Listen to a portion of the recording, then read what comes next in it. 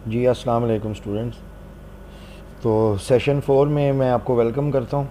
और अब इस सेशन में हम सबसे पहले ये सीखते हैं कि सपोज़ करें हमें ये टास्क दिया गया है कि जनाब एक कलेक्शन है और उस कलेक्शन की हमने एवरेज फाइंड करनी है। अब आपको पता है कि एवरेज फाइंड करने के लिए हमें पहले कलेक्शन का सम निकालना पड़ता है और फिर ऑफ कोर्स जो कलेक्शन का टोटल साइज़ होता है उससे अब जब हम सम को डिवाइड करेंगे तो हमारे पास एवरेज आ जाएगी। ठीक है। तो अब माय डियर सबसे पहले हम देखते हैं कि हमें अब जो हमने पिछली क्लास में एग्जिस्टिंग कोड देखा था उसको हमने मॉडिफाई करना है। तो अब ये आपको पता है कि सम निकालने के लिए तो हम कहते हैं जनाब हम एक वेरिएबल बना लेते हैं इंट सम और उसको मैं इक्वल कर देता हूँ इनिशियली ज़ीरो के। अब ये आपको पता है कि ये जो लूप है इस लूप से हमने पूरी अरे में इनपुट करवाई थी, इस लूप से हमने पूरी अरे को प्रिंट करवाया था। ठीक है। तो अब हम प्रिंट कराने की बजाय हम कहते हैं जी हमने सम निकालना है। ठीक है। अच्छा अब एक बात आप बताएं सम कैसे निकलेगा। लेकिन सम को हमने इनिशियल क्या कह दिया ज़ीरो। अब जो पहला अरे का एलिमेंट है वो सम में ऐड होगा। ठीक है। और सम में ऐड होने के बाद वैल्यू हम दोबारा सम में स्टोर करा लेंगे। फिर अगली दफ़ा लूप चलेगा, जो अरे का अगला एलिमेंट होगा वो सम में ऐड हो जाएगा और हम उसको सम में स्टोर करा के फिर लूप चलाएंगे। तो इसका मतलब है हर दफ़ा जब लूप चलेगा तो जो सम की प्रीवियस वैल्यू होगी उसमें अरे का जो करंट इंडेक्स है वो ऐड होता जाएगा। ठीक है। तो देखिए अगर मैं इस लाइन को अगर ऐसे लिखूं, sum is equal to sum plus, अब किसको सम के अंदर हमने किसको ऐड करना है, जो हमारी अरे है उसके हर इंडेक्स को 1/1। तो ये देखें ये लाइन मैंने लिख दी। अब इसका क्या मतलब है, इनिशियली सम में ज़ीरो पड़ा था, जे में भी क्या है ज़ीरो, तो ज़ीरो प्लस एन ऑफ जे, तो जो भी हमने ज़ीरो इंडेक्स पे वैल्यू एंटर की होगी वो सम में ऐड होके सम में ही स्टोर हो जाएगी। फिर लूप चलेगा, जे की वैल्यू इंक्रीमेंट होगी, जे 1 हो जाएगा, जो सम की प्रीवियस वैल्यू थी उसमें एन ऑफ 1 ऐड होगा एंड सो एन फॉर 4। इस तरह पूरी की पूरी अरे हो सम होके किसके अंदर आ जाएगी, सम के अंदर। ठीक हो गया ना। तो अगर हमने ये चीज़ कर ली उसके बाद मेरा जब लूप ख़त्म होगा तो मैं लूप से बाहर जाके अब जो मेरे पास किसकी वैल्यू होगी,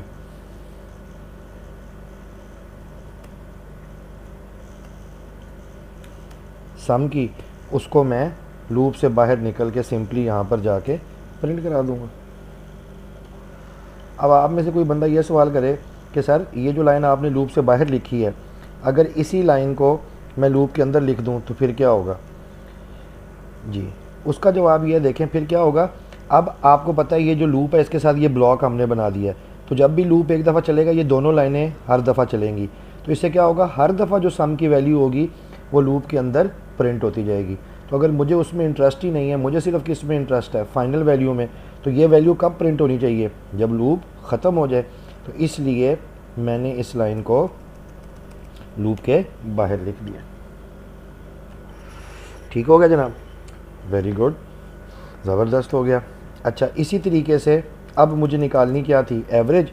तो मैं यहाँ पर एक एवरेज का वेरिएबल बना लेता हूँ और मैं यहाँ पे कह देता हूँ कि जी AVERAGE एवरेज ये किसके बराबर है, जो वैल्यू किस में आई है सम, उसको किससे डिवाइड करो, वेरी गुड, साइज से। और उसके बाद मैं सिंपल कह देता हूँ जनाब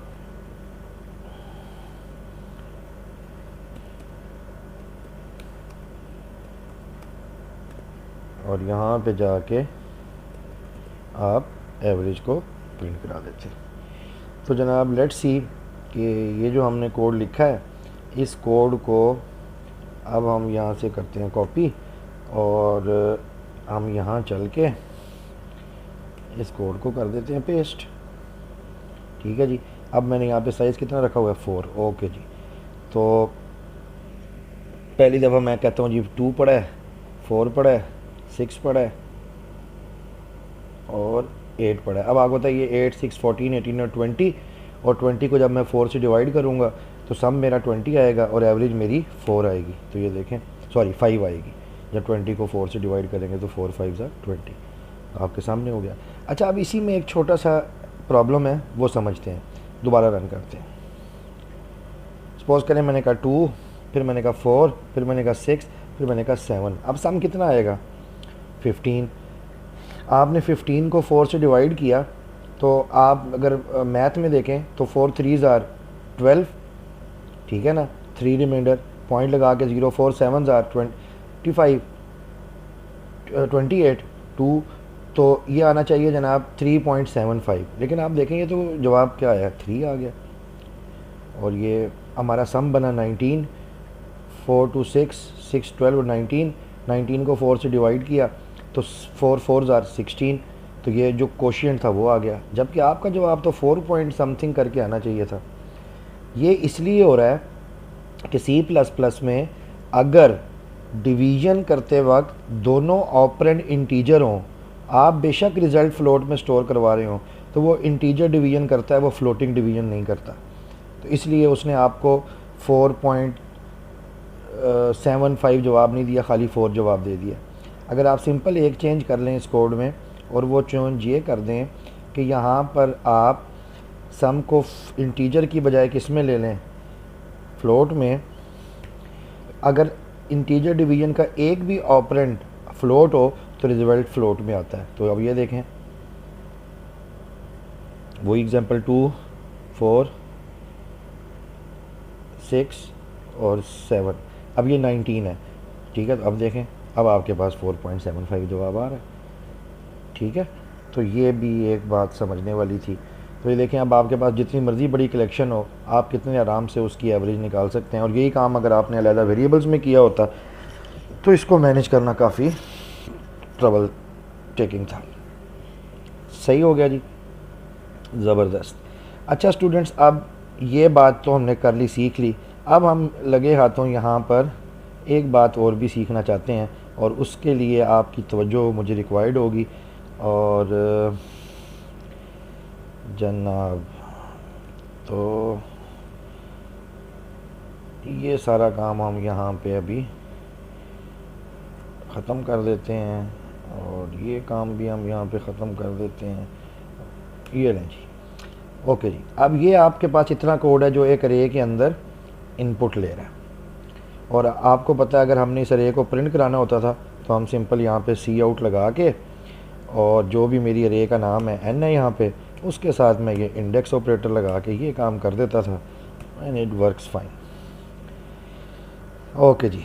अब सर मैं आपको ये सिखाने लगा हूँ कि आप अरे को you can use your array as a pointer. अब ये क्या है जी? उसके लिए मैं आपसे क्वेश्चन करता हूँ। अगर मैंने ये लाइन लिखी है इंट एस्ट्रिक पी, तो मैंने आपको पिछली क्लास में बताया था कि अब पी जो है क्या बन जाएगा? P is a pointer. ये क्या होल्ड करेगा? एड्रेस किसका? ऐसी मेमोरी लोकेशन का where an integer is store. तो हम इसको पढ़ते हैं, p is a pointer which is pointing to a memory location where an integer type value is store. ठीक हो गया जी। अब अभी इस वक्त क्या पी किसी चीज़ को पॉइंट कर रहा है? जी बिल्कुल भी नहीं कर रहा। तो अब ये लाइन क्या करेगी? शाबाश, p is equal to n. ये देखें, मैंने अभी आपको बताया था एन क्या है? हमारी अरे का नाम। और अरे के नाम के अंदर क्या जाके स्टोर हो जाएगा? अरे की पहली लोकेशन का एड्रेस। तो एक काम करते हैं, मैं दोबारा से, क्योंकि आपको इसको समझना ज़्यादा आसान हो जाएगा अगर मैं वो काम भी यहाँ पे कर लूँ, तो उसके लिए मैं अपना ये ट्यूटोरियल का सेशन दोबारा खोलता हूँ, और इतने हिस्से को मैं दोबारा यहाँ से कॉपी करता हूँ। और ये जो हम अब अपना सेशन बना रहे हैं, इस सेशन के अंदर जनाब वेयर वी आर जी,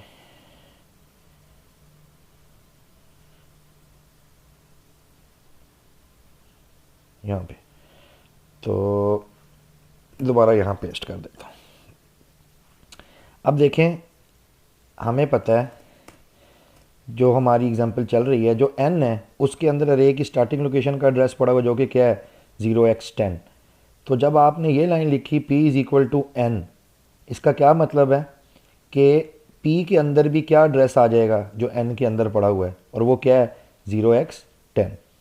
यानी p के अंदर हमने अरे की पहली, हम यही लाइन ऐसे भी लिख सकते थे ना, p is equal to address of n of 0, यानी कि अरे की पहली लोकेशन का एड्रेस उठाओ और p को दे दो। लेकिन हमें पता है क्योंकि अरे के नाम के अंदर कंपाइलर ऑटोमेटिकली अरे की पहली लोकेशन का एड्रेस स्टोर करवा देता है, तो इसलिए हमने सिंपल n को इसका मतलब है जब आप एक पॉइंटर को दूसरे पॉइंटर पे असाइन करते हैं तो इसका मतलब क्या है कि जो एड्रेस राइट साइड वाले पॉइंटर में होता है लेफ़्ट साइड पॉइंटर भी उसी एड्रेस पर पॉइंट करना शुरू कर देता है। ठीक हो गया जी, उम्मीद है यहाँ तक आपको बात समझ आ गई होगी। अब देखें, अगर मैं यहाँ पर जो आपको सी आउट करवा रहा था, अगर अब मैं यहाँ पे ये लिखूँ सी आउट, और अब प्लीज़ ज़रा तवज्जो कीजिएगा, p